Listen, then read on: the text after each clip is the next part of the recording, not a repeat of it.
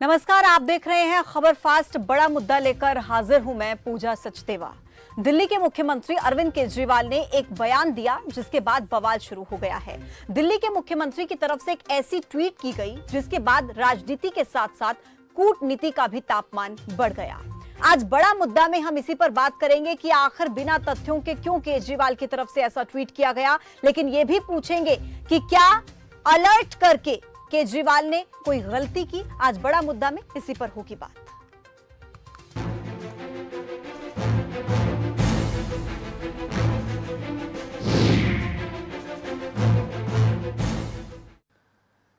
दरअसल दिल्ली के मुख्यमंत्री अरविंद केजरीवाल ने एक ट्वीट किया था जिसमें उन्होंने कहा था कि सिंगापुर में आया कोरोना का नया स्ट्रेन बच्चों के लिए बेहद खतरनाक बताया जा रहा है और भारत में ये तीसरी लहर के रूप में आ सकता है।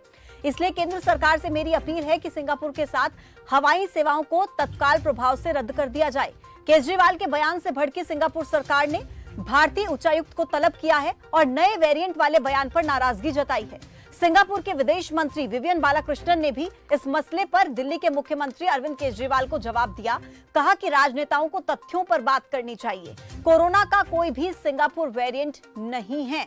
मैं चाहूंगी कि आपको लगातार हम वो ट्वीट्स दिखाते रहें जो दिल्ली के मुख्यमंत्री अरविंद केजरीवाल के ट्वीट के बाद लगातार सामने आ रही हैं। भारत की तरफ से इस पूरे मसले पर जवाब दिया गया कि दिल्ली के मुख्यमंत्री के पास कोविड के वेरिएंट या विमान पॉलिसी पर बोलने का अधिकार नहीं है। विदेश मंत्री एस जयशंकर ने कहा कि सिंगापुर और भारत दोनों कोरोना के खिलाफ लड़ाई लड़ रहे हैं और इस लड़ाई में सिंगापुर द्वारा भारत की जो मदद की गई है उसके लिए हम उनका धन्यवाद करते हैं। हालांकि कुछ लोगों के गैर जिम्मेदाराना बयान से लंबी चली आ रही भागीदारी को नुकसान पहुंच सकता है।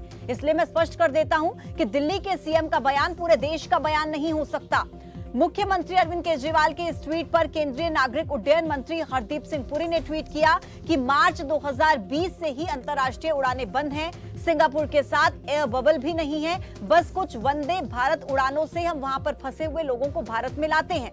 आपको यह भी बता दें कि सिंगापुर के स्वास्थ्य मंत्री ओंगे कुंग ने एक प्रेस कॉन्फ्रेंस में कहा था कि B1617 बच्चों को ज्यादा प्रभावित करता हुआ नजर आ रहा है। यह स्ट्रेन सबसे पहले भारत में पाया गया था। हालांकि उन्होंने यह जरूर कहा कि जितने भी बच्चे संक्रमित हुए हैं उनमें से किसी की भी हालत गंभीर नहीं है, लेकिन नए वेरिएंट का कोई भी जिक्र उसमें नहीं किया गया था। ऐसे में सवाल ये कि दिल्ली के मुख्यमंत्री की तरफ से फिर क्या ऐसा बयान दिया जाना चाहिए था? आखिर उन्होंने ऐसा बयान क्यों दिया और क्यों सिंगापुर का जिक्र उनके इस बयान में किया गया? हालांकि दिल्ली के उप मुख्यमंत्री का कहना यह है कि भारत सरकार को सिंगापुर की चिंता है, बच्चों की नहीं। भारतीय जनता पार्टी को इमेज की चिंता है। ये आरोप दिल्ली के डिप्टी सीएम की तरफ से लगाए गए हैं। तो आज बड़ा मुद्दा में इसी पर बात होगी। 3 मेहमान मेरे साथ जुड़ गए हैं। सबसे पहले उनका तारुफ आपसे करा देती हूँ। शुभांशु शेखर हैं, प्रवक्ता बीजेपी के। पुष्पेंद्र श्रीवास्तव हैं, प्रवक्ता आम आदमी पार्टी के। संदीप चौधरी हैं, राजनीतिक विश्लेषक। तीनों मेहमानों का बहुत बहुत स्वागत है। सबसे पहले पुष्पेंद्र जी, सीधा आपका रुख करते हुए, आखिर ऐसा कंफ्यूजन क्यों?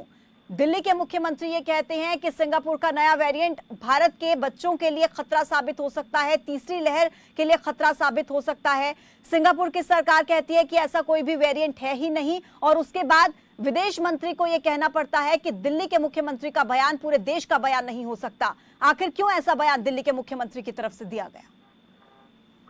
देखिए पूजा जी, मैं आपको बताऊं कि बच्चों में ये जो स्ट्रेन की बात है, इसके खतरों को लेकर के सबसे पहले सिंगापुर में ही वहां के शिक्षा मंत्री ने बयान दिया था और ये कहा था कि बच्चों में इस तरह का एक खतरनाक स्ट्रेन मौजूद है। भारतीय मीडिया में भी, अब आपके चैनल पे बैठ के दूसरे चैनल और अखबार वालों का नाम लेना ठीक नहीं होगा, भारतीय मीडिया में भी कोविड के नए वेरिएंट पे एक रिपोर्ट छपी थी जिससे बच्चों के लिए खतरनाक और भारत में तीसरी लहर से उसको जोड़ा गया था और इस वेरिएंट को सिंगापुर वेरिएंट बताया गया था। ये तो हो गई कि केजरीवाल जी ने इस बात को क्यों कोट किया, उसका एक ये कारण रहा। दूसरी बात मैं आपको बताना चाहता हूं कि मुद्दा सिंगापुर नहीं है, मुद्दा हमारे बच्चों की हिफाजत का है। माननीय मुख्यमंत्री अरविंद केजरीवाल जी देश के बच्चों और देशवासियों के चिंता करते हैं और केंद्र को सिर्फ विदेशों में अपनी छवि चमकानी होती है, इमेज मेकिंग की परवाह होती है।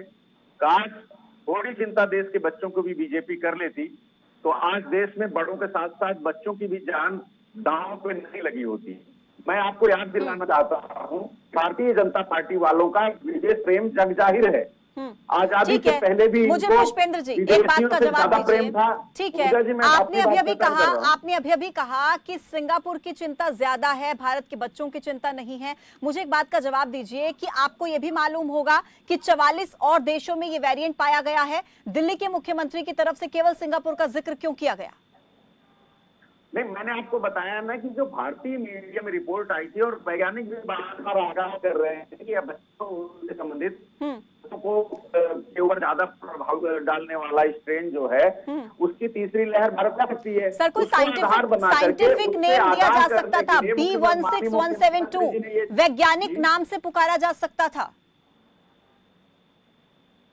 सिंगापुर वेरिएंट कहकर क्यों कहा गया? पुष्पेंद्र जी, मेरी आवाज आप तक पहुंच रही है? मैंने आपको बताया कि बच्चों में बढ़ते खतरे को लेकर इस स्ट्रेन के बारे में सबसे पहली चर्चा सिंगापुर के। पुष्पेंद्र जी, मैं वही तो बोल रही हूँ कि अगर आपको बच्चों की इतनी चिंता थी तो फिर इसे साइंटिफिक नाम से बोला जाता ना। B16172 साइंटिफिक नाम क्या आप नहीं जानते? सिंगापुर वेरिएंट के नाम से इसे कहा गया। मैं लौटूंगी, आपके पास और भी सवाल आपसे रहेंगे। शुभेंदु जी, लगातार भारतीय जनता पार्टी पर यह आरोप लगाया जा रहा है कि आप अपनी छवि चमकाने की कोशिश कर रहे हैं। भारत के बच्चों की चिंता तो अरविंद केजरीवाल को है और आपको चिंता है सिंगापुर में अपनी इमेज चमकाने की। देखो पूजा जी, पुष्पेंद्र जी भी जानते हैं, इसका जवाब नहीं दे पा रहे हैं। कल से अरविंद केजरीवाल जी ने कोई जवाब नहीं दिया। आज मनीष सिसोदिया जी को आना पड़ा उनकी इमेज को बचाने के लिए। इतने बड़े चीफ मिनिस्टर हैं, बच्चे को मालूम है दिल्ली में कि 1 साल में 13 महीने हो गए कि सभी फ्लाइट्स बंद हैं सिंगापुर से आने वाली, फिर भी कह रहे हैं। और लिखे में आपकी चैनल पे मैं देख रहा हूँ, लिख के आ रहा है कि तुरंत सब हवाई उड़ानें बंद करी जाए।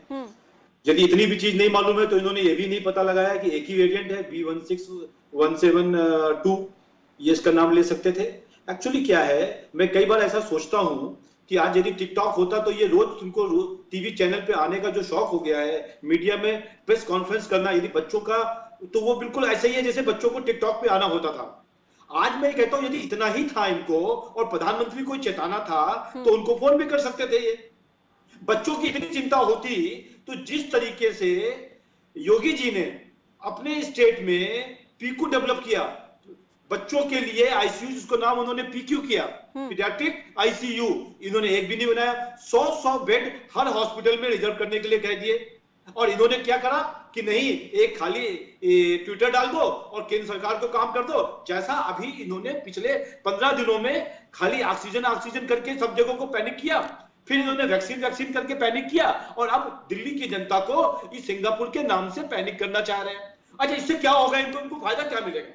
क्योंकि 47,000 करोड़ रुपए जो इन्होंने 7 सालों में बजट करने के बाद इधर उधर खर्च कर दिए, उसका एक भी हॉस्पिटल नहीं बनाया, एक भी बेड नहीं बनाया, एक भी ऑक्सीजन प्लांट नहीं लगाया। ठीक है, जनता इनसे क्वेश्चन ना पूछ ले, इसलिए ये रोज पुष्पेंद्र जी, शुभेंदु जी के भी सवाल का जवाब दीजिएगा, लेकिन इस सवाल का भी जवाब दीजिए कि क्या दिल्ली के मुख्यमंत्री इस बात को नहीं जानते थे कि मार्च 2020 से इंटरनेशनल फ्लाइट्स बंद है? नहीं, अभी हरदीप सिंह पुरी जी ने खुद स्वीकार किया, शायद शुभेंदु जी को नहीं मालूम है कि वंदे भारत हवाई उड़ानें चल रही हैं अभी भी। तो केजरीवाल जी को इसके लिए स्पेशली ये नहीं कहा था, उन्होंने सिर्फ सावधान करने के लिए केंद्र सरकार से आग्रह किया था कि वहां से कोई भी उड़ान ना भरी जाए। अब शुभेंदु जी को अगर नहीं मालूम है कि हरदीप मालूम है हमको, भारत के नागरिकों को लाया जा रहा है, मेरी कोई गलती नहीं है। दूसरी बात, भारत के नागरिकों को लाया जा रहा है जो फंसे हुए हैं, मैंने स्पेशल फ्लाइट चलती है। मैं खत्म करना चाह रहा था कि भाजपा वालों को विदेश प्रेम बहुत ज्यादा है। आजादी से पहले इनके पुरखे विदेशियों से प्रेम करते थे। चाइना का नाम क्यों नहीं लिया आपने, जहां से चालू हुआ? किया करते थे। आज भी इनको भारतीय लोगों की चिंता नहीं है, उनकी जान की चिंता नहीं है, भारत के बच्चों की चिंता नहीं है। आज भी इनको सिंगापुर की चिंता है, आज भी इनको भारतीय जनता पार्टी की और इनके प्रधानमंत्री की चिंता है। अब ये जो आरोप लगा रहे हैं कि अरविंद केजरीवाल जी कुछ नहीं कर रहे हैं, आपकी जानकारी के लिए बता दूं कि अरविंद जी तीसरी लहर से बच्चों को बचाने के लिए टास्क फोर्स बनाने का निर्णय लिया उन्होंने। पर्याप्त बेड मिले, ऑक्सीजन मिले और जरूरी दवाइयां मिले। ठीक है, मैं आती हूँ सर आपके पास, दोनों के पास वापस आऊंगी। संदीप जी से एक प्रतिक्रिया ले लेते हैं। संदीप जी, देखिए, आम आदमी पार्टी इस वक्त कह रही है कि हम सावधान करने का काम कर रहे थे। आपको क्या लगता है कि दिल्ली के मुख्यमंत्री ने सावधान करके, जैसा कि वो कह रहे हैं, गलती की? आपको लगता है कि इस वक्त भारतीय जनता पार्टी, क्योंकि सिचुएशन इस तरीके की क्रिएट हो सकती है, मुद्दे को भटकाने के लिए लगातार इस मुद्दे को तूल दे रही है? संदीप जी, देखिए पूजा जी, मैं आपको बताऊं, जिस तरीके का बयान आया है इससे आप समझ सकते हैं हमारे देश की जो राजनीति है, जो हमारे देश के राजनेता हैं, वो आपस में जिस तरीके का आपने राजनीति देखी होगी, एक दूसरे के ऊपर आरोप प्रत्यारोप की राजनीति यहाँ पे चलती है। तो वही चीज हमारे ब्लड में आ गई है। फिर हम नहीं देखते हम अमेरिका के लिए क्या बोल रहे हैं, हम सिंगापुर के लिए क्या बोल रहे हैं, हम चाइना के लिए क्या बोल रहे हैं।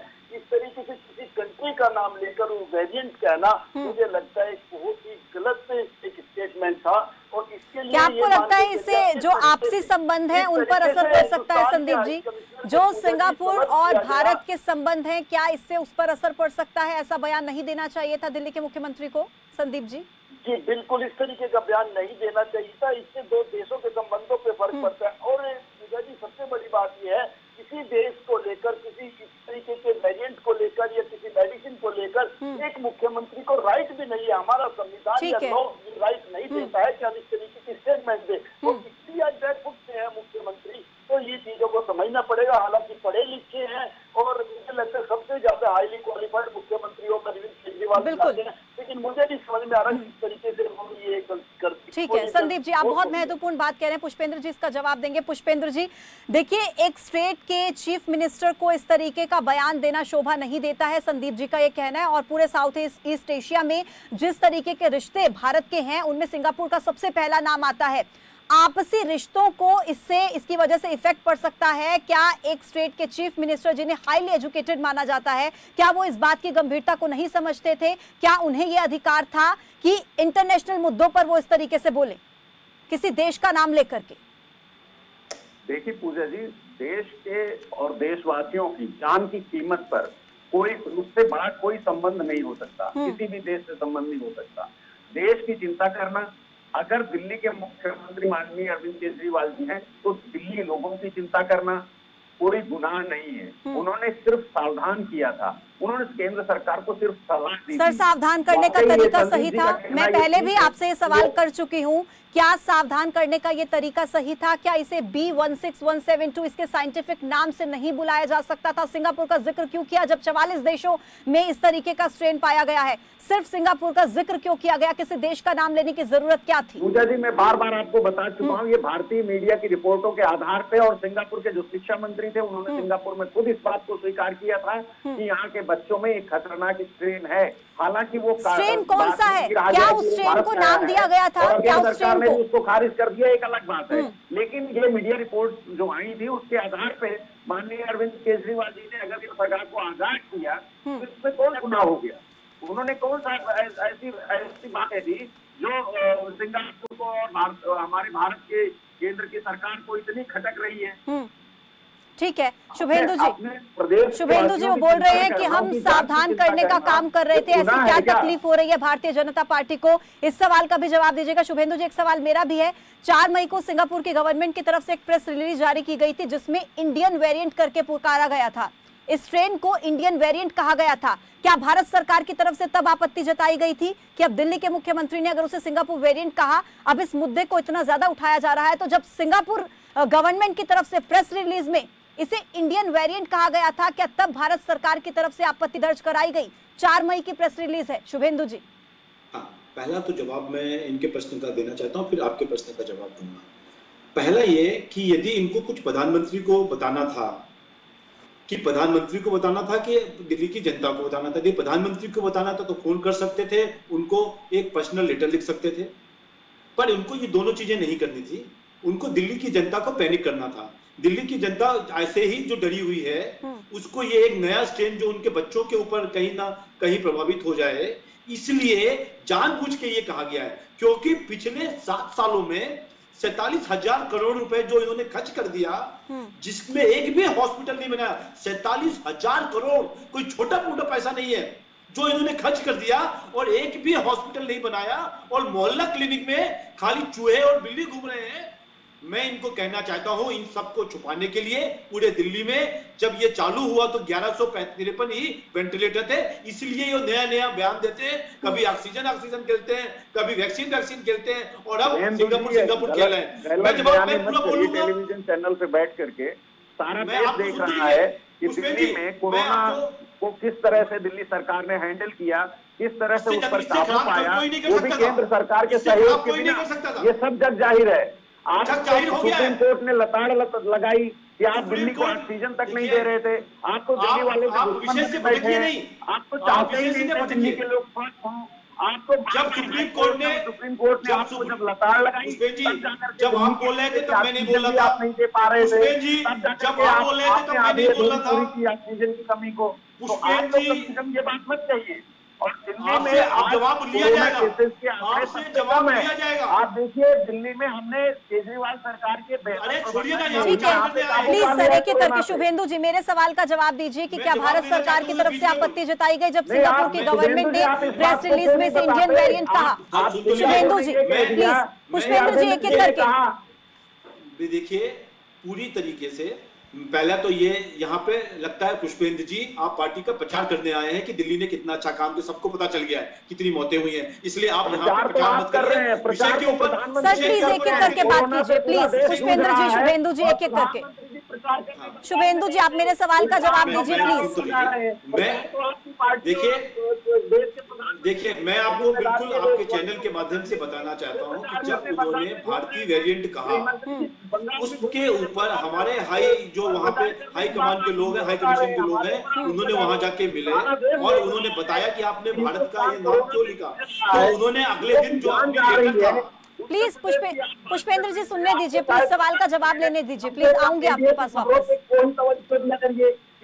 सर एक एक करके बात कीजिए प्लीज। पुष्पेंद्र जी आप बोल लीजिए, आप तो सुनना चाहते नहीं, आप तो सुनना चाहते ही नहीं।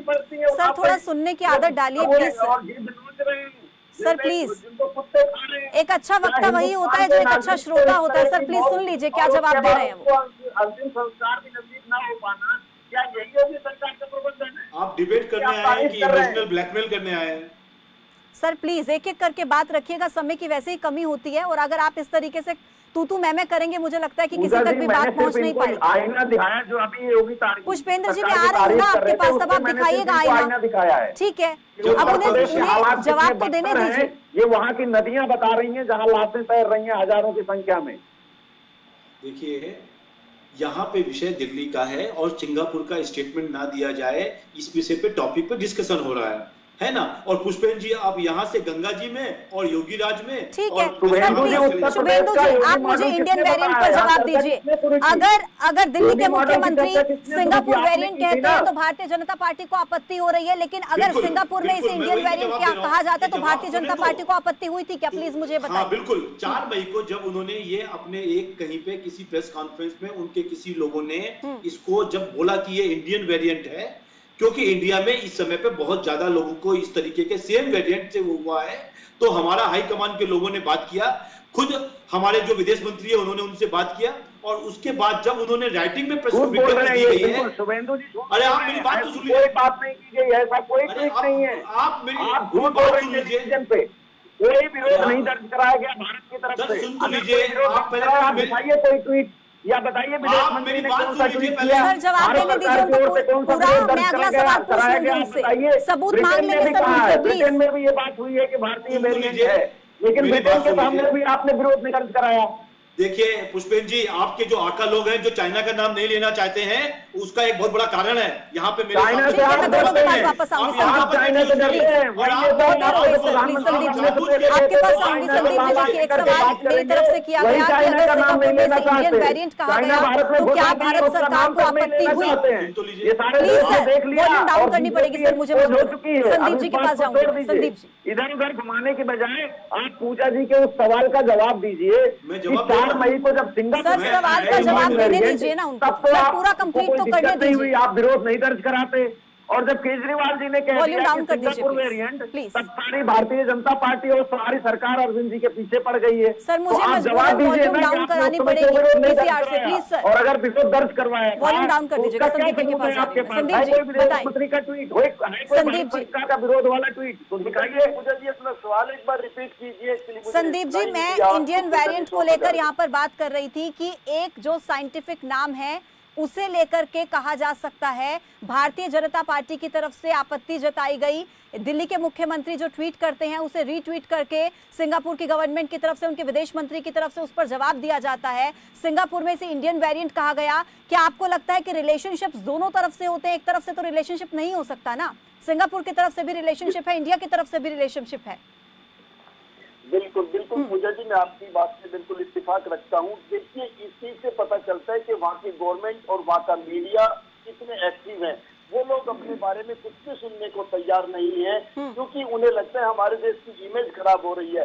लेकिन हमारे यहाँ के लोग या हमारी सरकार इतनी लापरवाह है कि हमें कोई कुछ भी कहकर चला जाए और हम अपनी राजनीति में मस्त रहते हैं, हमें फर्क नहीं पड़ता। जबकि हमें इतना एक्टिव रहना चाहिए, अपडेट रहना चाहिए। कोई भी हमारे देश की इमेज खराब करने की कोशिश करे, कोई भी किसी प्रॉब्लम को हमारे साथ जोड़ने की कोशिश करे, उससे हमारा रिप्लाई इस तरीके का होना चाहिए जिस तरीके से सिंगापुर ने लिया है। संदीप जी, क्या आपको लगता है कि अगर सिंगापुर गवर्नमेंट की तरफ से एक्शन नहीं लिया जाता तो क्या आपको लगता है कि हमारे इंडिया में भी इस ट्वीट का इतना ज्यादा जो ये बनाए गए हैं, इस बात को इतना बड़ा कर दिया गया है, लगातार मुद्दा उठ रहा है, उस तरीके से मुद्दा नहीं उठता अगर सिंगापुर की गवर्नमेंट इस पर इस तरीके से एक्शन ना लेती, रीट्वीट करके जवाब ना देती? तो संदीप जी।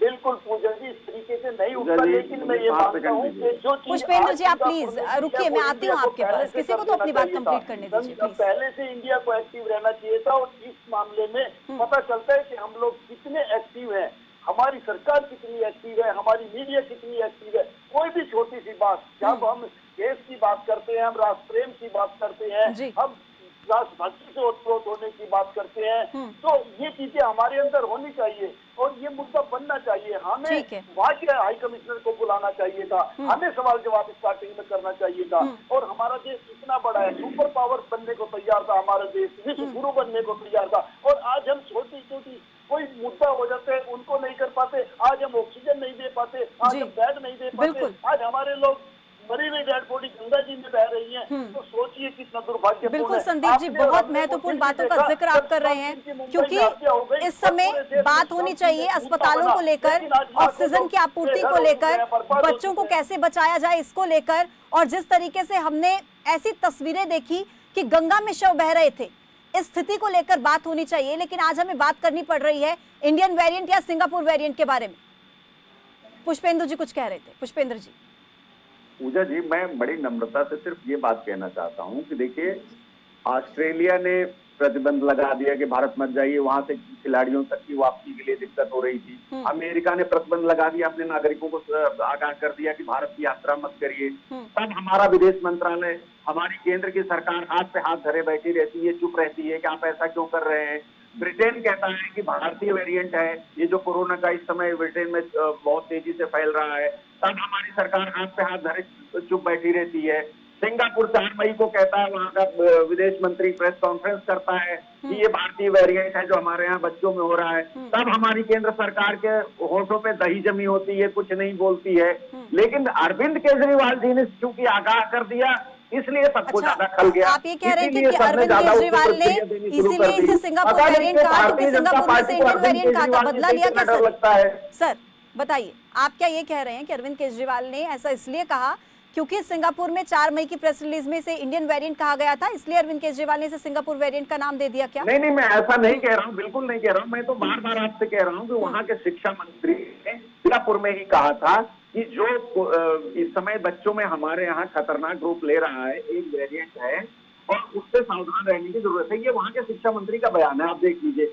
दूसरी बात ये थी, मैंने आपको पहले ही बताया कि भारतीय मीडिया में पुष्पेंद्र जी, मुझे आपकी बात से ऐसा लग रहा है आप 2 पॉइंट्स लेकर आए हैं और आप बार बार पूरी चर्चा को उन्हीं 2 पॉइंट्स पर घुमा रहे हैं कि सिंगापुर के शिक्षा मंत्री ने ये कहा था। लेकिन क्या सिंगापुर के शिक्षा मंत्री ने ये कहा था कि हमारे देश का वेरिएंट है? आपने उसे सिंगापुर वेरिएंट कहा। बात इस बात पर हो रही है, इस मुद्दे पर हो रही है। मैं बार बार बोल चुकी हूँ, लेकिन आप बार बार कह रहे हैं कि सिंगापुर के शिक्षा मंत्री ने चेताया था कि बच्चे संक्रमित हो रहे हैं। तो अपने देश के बच्चों की चिंता करना, अपने राज्य के बच्चों की चिंता करना। सर, अगर आपको अपने देश के बच्चों की इतनी ही चिंता थी तो आगाह किया होता ना, बोला होता कि B16172 इस वेरिएंट से देश के बच्चों को खतरा हो सकता है। सवाल ये है, सवाल ये नहीं है कि उन्होंने क्या बोला, सवाल ये होना चाहिए कि उन्होंने क्यों बोला। सवाल ये होना चाहिए कि उन्होंने आगाह किया। ठीक है सर, सवाल ये होना चाहिए कि आपके हिसाब से मैं सवाल तय करके आऊंगी और आप मुझे बता दिया कीजिएगा कि मुझे क्या सवाल करना है। अगर मैं ये सवाल करूंगी पूजा जी, मैं आपको नहीं कह रहा हूँ सवाल, मैं आपने कहा ना कि अरविंद जी ने क्यों ऐसा सवाल किया, क्यों ऐसा उन्होंने वेरिएंट का नाम क्यों नहीं लिया, तो पर्टिकुलर नाम पे मत जाइए। मैं ये आपसे ये कहना चाह रहा हूँ आपके इस पर सर, आप प्लीज पुष्पेंद्र जी, आप इस स्थिति को समझिए। सर, अगर दिल्ली की जनता ने दिल्ली के मुख्यमंत्री को चुना है तो देश की जनता ने देश के प्रधानमंत्री को भी चुना है। सर, बात यहाँ पर हो रही है आपसी रिश्तों की, आपसी रिश्तों की बात हो रही है सर यहाँ पर, इसलिए ये बहुत मैटर करता है कि सिंगापुर वेरिएंट कहा गया। पूछ रहा हूँ कि तब क्यों नहीं खराब हो रहे थे जब ऑस्ट्रेलिया ने, अमेरिका ने अपने लोगों से कहा, अपने नागरिकों को, शुभेंदु जी जवाब दीजिए, यात्रा मत करो, तब हमारे विदेश मंत्री कहाँ थे, तब हमारी केंद्र सरकार कहाँ थी, क्यों नहीं विरोध कर रहे? ठीक है पुष्पेंद्र जी, ठीक है, जवाब ले लेती हूँ शुभेंदु जी से आप ही के सवाल। ज्यादा फैल रहा है, क्यों नहीं विरोध जताया हमारे केंद्र सरकार ने? हमारे विदेश मंत्री सो रहे थे उस समय। शुभेंदु जी जल्दी से अपनी बात कंप्लीट कीजिएगा प्लीज। जब पिछले साल कोरोना 1 में बहुत सारी कंट्रीज के अंदर हमारे लोग रह रहे थे और जो लोगों को जाना था, उस समय एडवाइजरी भारत ने भी कही थी कि यहाँ पेरिस में मत जाइए, फ्रांस में मत जाइए, इटली में मत जाइए, सभी कंट्रीज में जहां फैल रही थी। और ऐसा कहा भी जाता है, even not for the corona only, कहीं पे दो कंट्री के बीच में युद्ध भी होता है, तब भी हम लोग यही कहते हैं कि इस समय की कंडीशन अच्छी नहीं है, नहीं जाना चाहिए। इसमें कौन सी बड़ी बात हो गई है? और हम भी कहते हैं, वो भी कहते हैं, उनके देश के अपने नागरिकों को वो एक एडवाइजरी देते हैं और उसको ऊपर वो अपने देश की एडवाइजरी दे सकते हैं, हम भारतीयों को एडवाइजरी दे सकते हैं। ठीक है, पर यहाँ पे राजनीति कर रहे हैं केजरीवाल जी, और केवल इसलिए कर रहे हैं कि टीवी चैनल पे जाके, यदि बच्चों का इतना ही ख्याल था तो क्या उन्होंने कोई लेटर लिखा? नहीं लिखा। ठीक है सर, समय की कमी है मेरे पास। आप तीनों मेहमानों का बहुत शुक्रिया मेरे साथ इस खास चर्चा में जुड़ने के लिए और तमाम सवालों के जवाब देने के लिए। जाहिर सी बात है कि यह समय इस तरह की राजनीति करने का बिल्कुल नहीं है। यह समय है कोरोना को पस्त करने का, अस्पतालों का इंतजाम करने का, बच्चों को कैसे बचाया जाए इस पर चर्चा होनी चाहिए। लेकिन इस तरह के बयानों से जनता पर इसका क्या असर होगा, इसको लेकर भी सोचने की जरूरत है। बड़ा मुद्दा में मेरे साथ अभी के लिए फिलहाल इतना ही। अपडेट्स के लिए आप जुड़े रहिए हमारे साथ। नमस्कार।